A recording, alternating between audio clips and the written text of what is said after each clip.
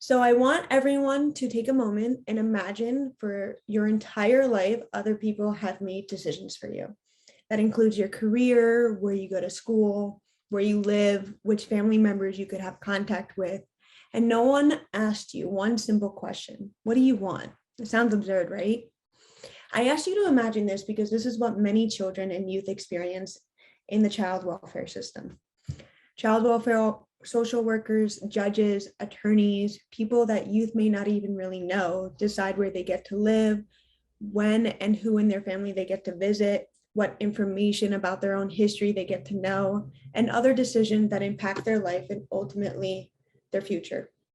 While some might think, well, they're adults, it's their profession, they may know what's best, this isn't always the case. It might be with good intentions, but many do not realize that making these decisions without authentically engaging the youth could cause more harm than good. To introduce myself, my name is Macy, and I experienced this firsthand, both the good and bad. I had people who were not there and did not look out for me in my best interest, and those who did care and did value my input, changing the trajectory of my life. I know that I'm not alone, and other youth were experiencing the same thing. I was in the system for 6 years and I got adopted at the age of 17, 6 weeks before my 18th birthday. I'm currently 23 years old as a graduate student, and I do spend a lot of my time involved in adoption advocacy. While most of my work is bringing awareness to teenagers in the child welfare system and sharing my story, I am equally passionate about making changes. It is an honor to be invited to be part of the Quality Improvement Center for engaging youth in finding permanency as they work to change this paradigm and ensure that children and youth are authentically engaged in both small and large decisions that impact their life and their future. Now imagine this. You have the ability to be part of that change. Be part of the change for the children of the future. Be part of the change for professionals in the future. Creating forever means working together. Thank you so much for your time, and I will be handing this off to Leslie. Thank you. Thank you, Macy. You've really given us a lot to think about. So thank you again. And welcome everybody to the webinar. Today, we're going to talk about the National Quality Improvement Center for Engaging Youth in Finding Permanency, which is a 5-year cooperative agreement funded by the Children's Bureau. I will refer to it as QIC-EY throughout the presentation. My name is Leslie Cohen, and I am with Spalding for Children. Spalding for Children is a private, nonprofit child welfare agency located in Southfield, Michigan, established many years ago in 1968. Spalding is the lead for this QIC, and the project director is Melinda Liss. There are 4 other organizations working with Spalding that round out the partnership team. Each of these groups brings a specific expertise to this project and will be working on a specific area of the initiative. University of Washington is our evaluation team. The team includes a diverse group of researchers who bring years of experience in conducting research and evaluation. The team from UNL, the University of Nebraska at Lincoln, the Center on Children, Families, and the Law, provides a diverse array of technical assistance and consultation activities to human service agencies with the goal of achieving positive outcomes for children and families, and has been an integral part most recently of the QIC on workforce development. So for the QIC-EY, not surprisingly, they will be facilitating the Workforce Council and consulting with pilot sites on issues related to workforce development. We also have NACAC, an organization that has empowered and informed hundreds of agencies, organizations, states, tribes, and provinces to promote and to support permanency for children and teens in foster care. For this particular project, NACAC is the partner that will be focused on the development of the training and coaching model. And lastly, we have the New England Association of Child Welfare Commissioners and Directors. For more than a decade, the association has elevated the voice of youth through the New England Youth Coalition, as well as through the Massachusetts Network of Foster Care Alumni. As a partner with the QIC-EY, the association is going to facilitate the National Youth Engagement Advisory Council, support pilot sites in establishing youth teams, and provide technical assistance to pilot sites on authentic use of youth voice within their systems. We also have a number of partners who have staff with lived experience, including the University of Washington, the association, and NACAC.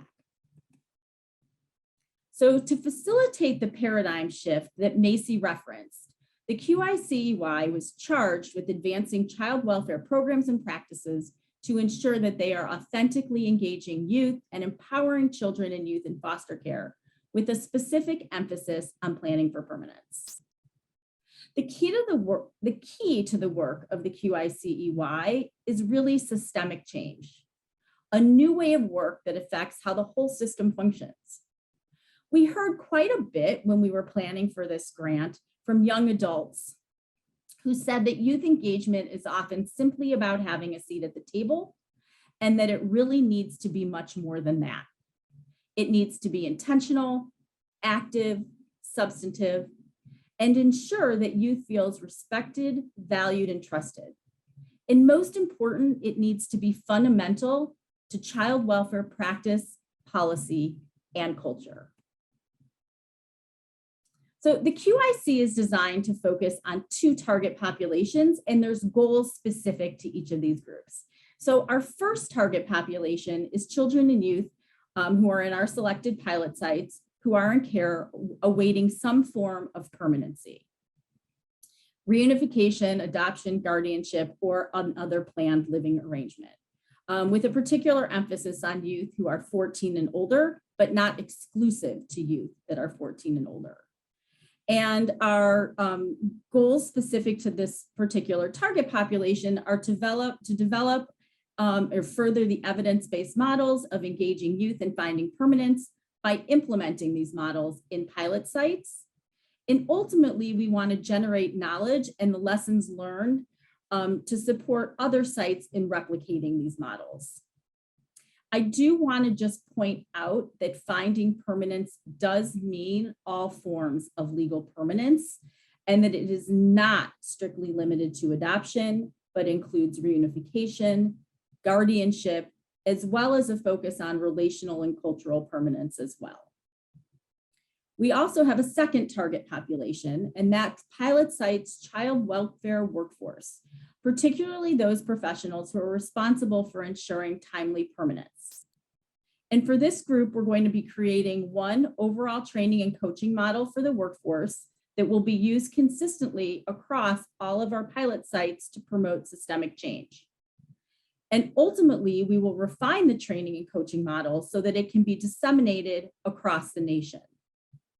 A primary goal for each population is to achieve a shift in mindset, practice, and culture of the workforce to ensure authentic engagement of youth throughout the entire child welfare system. To shift the mindset, practice, and culture, the QIC will be developing and disseminating many products, many deliverables to help us achieve our goals. So the first products that will be ready for dissemination will be a lit review on youth engagement. And we will also be disseminating papers that summarize information compiled during our environmental scan, which we're currently working on and doing throughout our first year. So for those of you not familiar, the environmental scan really just explores our current system as it relates to youth engagement. So we're really creating a complete picture of what's being done, what needs to be done, what isn't being done, what is being hindered, and what we need to do to support good work. So we'll be pushing a lot of information out to the child welfare system so that they can get a better grasp on what's going on and what the landscape is with respect to EY. So I think the really important thing to mention is that we're going to be disseminating information over the entire 5 years of the project rather than waiting until the very end. So please keep your eyes open for it. And so now I hope you have a sense of the QIC-EY, and we are going to switch gears, and I'm going to turn the presentation over to Jamal Callahan, who is going to get us thinking about why this work is so important.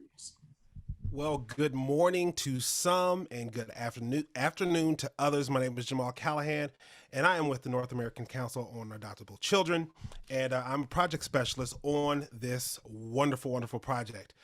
Right now, what I want to do is I want to get you fully engaged. I want to ask you a few questions. I only have two for you today. Hopefully you're ready. So we can put up the poll. The first poll question.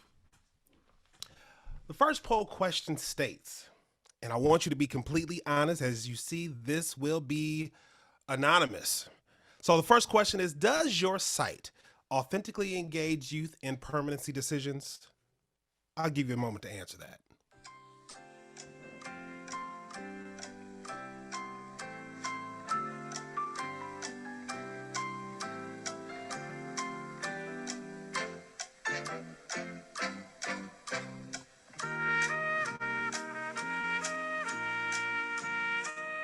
All right, so it looks like most of you are saying yes some of the time that you authentically engage youth in permanency decisions. When we think of authentically engaging, we really have to think about the practices, the involvement of young people. Now, because this is anonymous, I can't say anything about you not knowing, if you're not sure if your organization authentically engages youth. Those of you that said not at all, which is about 5% of those on this webinar, we have got to do better. But I will tell you, what we have in store for you at the end of this project is going to be nothing or something short of amazing as we truly look at how we engage young people in their permanency planning. So, with that being said, let's move on to number two. The second question I want you to answer for me is, thank you for sharing those results. But the second question that I have for you is, does your site authentically engage youth in decisions outside of permanency that impact their life? We're talking visitation, sibling contact, contact with birth family members, and cultural involvement, etc. Go ahead and answer.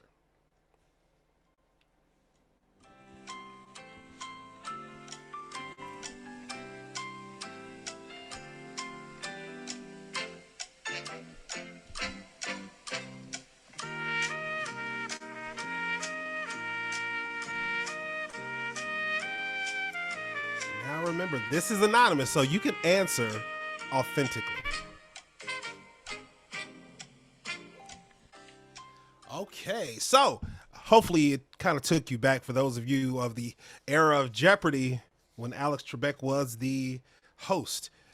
You probably had aspirations to be on and answer questions and win a lot of money, but guess what? We don't have any money today, so we can't offer any. But it shows that 64% of you on the webinar today says that there is some type, some kind, and at some of the time that you authentically engage young people outside in the decisions outside of their permanency that impact their life. The whole purpose, and I'll go ahead and show those results so you can see those.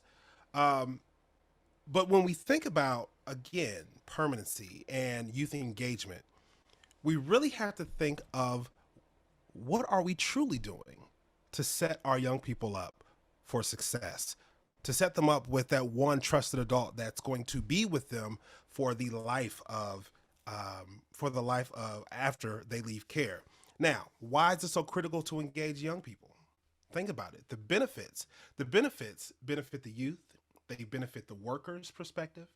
But also, when we are authentically engaging young people, it benefits the child welfare system's perspective, right? So we did a survey, and as part of preparation for this grant application, the team developed an approximately 80 question survey that was disseminated through all agencies that identified to participate in youth engagement and the advisory council. Now, the survey was done between February and April of 2021, of 2021, not 2001, by the University of Washington evaluation team. And the agencies disseminated the survey to youth between the ages of 18 and 26 who were actively engaged in their respective agencies. Now, there was 110 valid unique survey responses where we received the data that was analyzed and used to have descriptions in these stats. Now, out of those surveys, 30% of our sample reported that their caseworker didn't discuss permanency in the context of finding permanency with family. Now, of the 30% of those youth that reported their worker didn't discuss permanency in the context of finding family, a whopping 23% wish their worker would have done so. 23%. Just let that sink in. A very small number of young people. And think about how many young people age out of this country every year. To only have 23% of them, I think that number should hit home. Now, in the vast majority of the youth who responded to the survey, most of them said, well, some of them said that the worker only brought up permanency planning just a few times.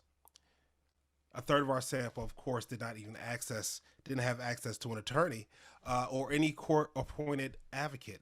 So of those that did, more than a quarter of our sample reported that their court-appointed attorney didn't even support their permanency goal. Now, there are some more surveys, more results from the surveys that was done. Now, a third of the youth felt that they were not even involved in their efforts to identify permanency and that the family wasn't part of the permanency planning. 44% of youth who identified as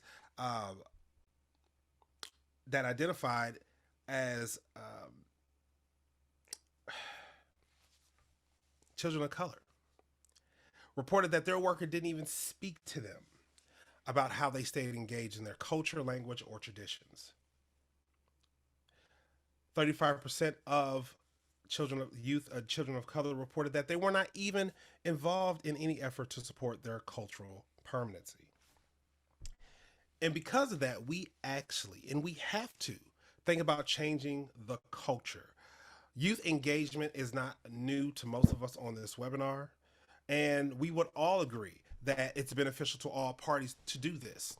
Now, however, there continues to be barriers that prevent authentic youth engagement. Of course, this is not unique to child welfare. We've been in this field for quite a long time. And you see this in schools, you see it in families, and you see it in courts. Now, how do we really change the paradigm of how we as adults view youth? How do we move to a system that views children and youth in foster care as victims to ones that engage them as partners? We have to engage them in true partnership, as they should be a part of the decision-making process that involves a momentous culture shift. And it only impacts the practice. It only impacts the practice, but also the policy, the programming, and the laws. We want you to be a part of this paradigm shift. This initiative is for you. We feel this initiative is for you. So we ask you to join us as we shift history in how we engage young people. I will turn it back over to Leslie. So I know that Jamal got you totally jazzed about becoming a part of this project and doing this really important work. So I am going to dig into some of the details about how you can actually become a pilot site with the QIC-EY. So the QIC-EY is going to select 8 pilot sites, and those sites can include states, counties, territories, and tribal nations. So I do want to note that we will be having a separate webinar for tribal nations because there are some considerations for tribal nations that aren't going to be addressed here today. Also, I want to note that if a county is interested, that they need to coordinate with the state system in which they exist to ensure that important factors such as alignment of goals and visions and access to data and overall buy-in is working for them. And also, I know that there are some folks on the line that are representing private agencies, and you might see that private agencies are not listed on the slide. But this does not mean that you can't participate. It simply means that you would need to partner with one of the entities listed above. So what does it mean to be a pilot site? Pilot sites are going to work with the QIC-EY for just over 4 years to do several things. One, to identify, implement, and evaluate an authentic youth engagement model. The second thing is to implement a child welfare training and coaching model on youth engagement. You're also going to identify and implement systemic changes related to youth engagement that are specific to your system. And we're also going to be asking that you partner with the courts on making changes related to youth engagement. And you might be thinking, court, like what, how'd the court get in there? And we really felt as we were writing the proposal that it was critical to include the court, given that no permanency decision is made without the court's approval. So that any pilot site who wants to participate will need to have a working relationship with a court partner. So some of you might be thinking like, wow, that's a lot to accomplish in a four-year period or just over a 4-year period.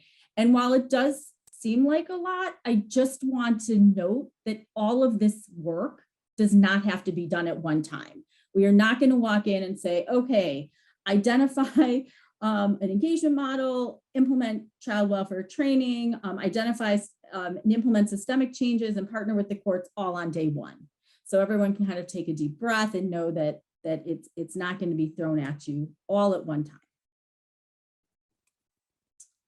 So I would say that the slide before this should probably be titled, what does it mean to be a partner site rather than a pilot site?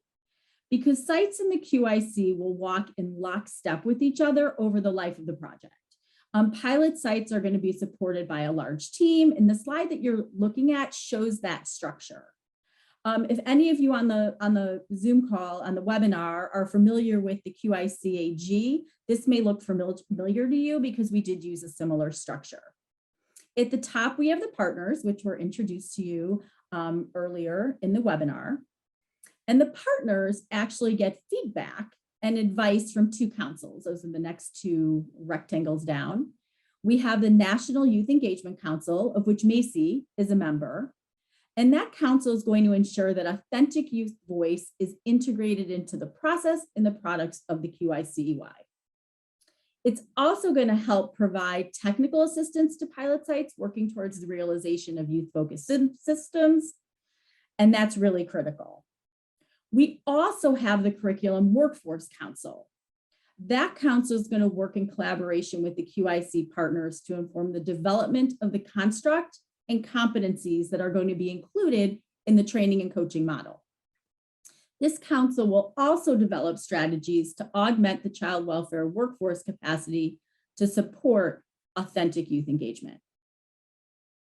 Now, if you move a little further down to the little ribbon, you will see that pilot sites will have 2 consultants and 1 evaluator assigned to them.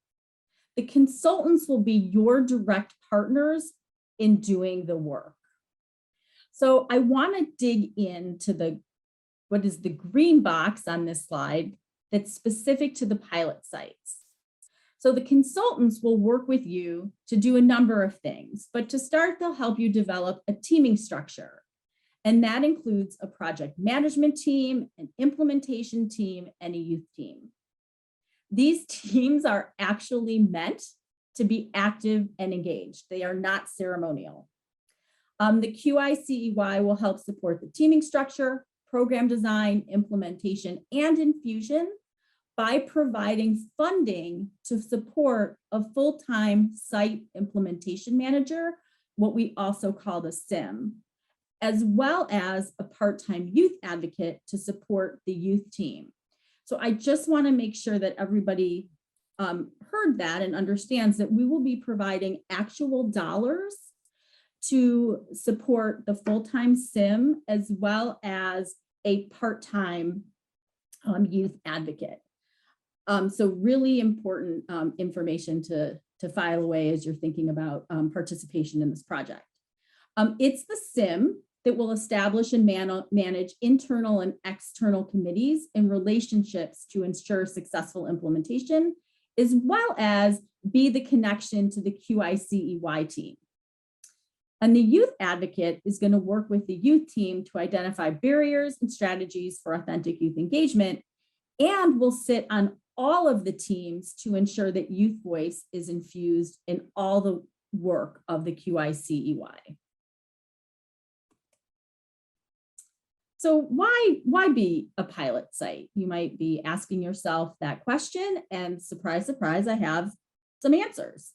We recognize that many sites are dealing with workforce issues right now, which are making it difficult to do the work, not to mention engage in a new initiative. We also recognize the overall, for lack of a better word, blah, that so many people are feeling right now. However, we do think that this is a super exciting initiative that has the opportunity to change how we do work in child welfare, and really think there's just a lot of benefits to participation. So we hope that many of you are on the phone are getting really excited about the prospect of participation. So why be a pilot site? I'm going to boil it down to 3 words: opportunity, access, and assistance. Opportunity to pilot a cutting edge training and coaching model, and to implement a model for engaging children and youth in decision making. You'll also have access to experts to help with implementation and evaluation, as well as funding to support the work. And you'll have assistance with implementing a core training in making systemic changes aimed at transforming systems culture, increasing knowledge, changing attitudes, and developing skills. All of this leads up to you having an opportunity to be a national change agent. Not quite as sexy, but perhaps equally as important as being a change agent is that another benefit is that goals of the project actually align with the CFSR permanency outcomes and efforts to involve children and families in case planning, and can inform the development of the resulting PIP. So a very practical benefit for participants. So while there are a number of benefits, and we think the benefits are terrific, the benefits aren't going to be realized if sites aren't dedicated to the work. So we've really tried to clearly lay out the expectations for pilot sites that will help foster success, and also help potential sites give really thoughtful consideration to whether partnering with the QIC would be a good idea, would be something that your site is really invested in. So I want to start with the importance of goal alignment and full investment. It is critical that the administration actively supports the goals of the QIC-EY through mission, policy, and practice. And we've all seen what happens if there isn't buy-in from the top down. Those types of initiatives that everyone's not on board with tend to sort of fall to the wayside. So again, super important. And we also want to make sure that there's a champion who's identified who can ensure that investment in the QIC-EY is ongoing throughout the entire 5 years of the project. There also is a responsibility, an expectation that you will authentically engage youth in the process, so that we want to make sure that the system is authentically engaging youth in their efforts to make systems change, as well as in the selection and implementation of the chosen EY model. There's a few other components, some of which we've already touched on, such as the teaming structure. We want to make sure that that is implemented and utilized with integrity. We want to make sure that there's staff who's going to really support that teaming structure and the implementation process, and that there's court collaboration. And 2 that we haven't mentioned are sustainability and dissemination. We want to make sure that from the very beginning, sites are thinking about sustainability and developing plans for that, because there's nothing more depressing than working on a project for 5 years and then when it ends, to have all the good work that's been done just disappear. And we do hope sites will help us actively engage in the development and distribution of products that support the QIC-EY messages. So lastly, I want to talk a little bit about the selection process. As I noted, we're going to be selecting 8 pilot sites, and that includes states, counties, tribal nations, and territories to partner with us. And the slide that you're looking at actually shows the steps and the timeframes for completing the steps in the selection process. So part A, phase 1, is actually going on now through March. And we are not doing any direct contact with sites, but we are gathering as much information as we can from all of the information that is out there and easily accessible about sites and their work with engaging youth, and also more specifically on engaging youth in permanency planning. We're trying to get to know all about all of you. And it's also a time when sites that are interested in participating can express that interest to us. And I will share how you could do that at the end of the webinar. So again, we're gathering information on you, and we hope that you'll let us know if you have any interest in participating in the QIC-EY. In part B of phase 1, we're going to be getting in touch with some sites that we have interest in or who have expressed interest to us to access a little bit of additional information on them, but most important, to verify continued interest in participation. We want to make sure from the top down, that the administration is really sort of invested in participating in the QIC-EY. In phase 2, which is happening in April through June, we're going to approach a number of sites that have been identified in phase 1 as sites that we have significant interest in working with. And we're going to schedule a time to meet with them. A number of folks from our team, we're going to request that a number of folks from your site, particularly those in leadership positions, come to the table so we can really dig in and discuss and ascertain readiness for participation in this project. And by June 8th, we will have made final selections on our sites, and our sites will be onboarded from June through September. So what do you do if you're interested? What should you do next? We have a few simple steps. Ascertain your site's interest in participating by talking to agency leadership. And again, this goes back to the expectation that there's going to be buy-in from top-level administrators, that you're going to have a champion who's going to move this work forward. So it's really important to have those conversations with that group of folks, prior to committing. And then really think about the fit. Does this work make sense for your site? Does the QIC-EY mission align with your site's goals? Is youth engagement a priority? Does QIC align with the site's culture, policy, and practice related to youth engagement and permanency planning? Do you want to improve the number of youth who obtain legal, relational, or cultural permanence? Or does your site have interest in time to refine the existing culture, right? I mean, that's an important consideration.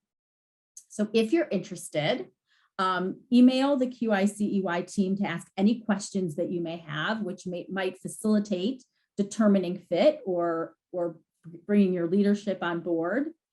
And if you're interested, put the site's interest in writing by emailing. You can see the address, info@QICEY.org. It's on the next slide. So we'll post that for you so you can see that. Yep. So you can also contact Melinda Liss, and her phone number is on this slide as well. We really do appreciate your joining us today and participating in this call and hearing about this really important work. We hope that it will really, has given you guys some information to think about, has maybe like charged your battery and gotten you really excited about the prospect of working with the QIC-EY. And again, if you have any questions, feel free to call Melinda Liss or email info@QICEY.org. And certainly, if you are interested in being a pilot site, don't forget to let us know that by shooting us an email.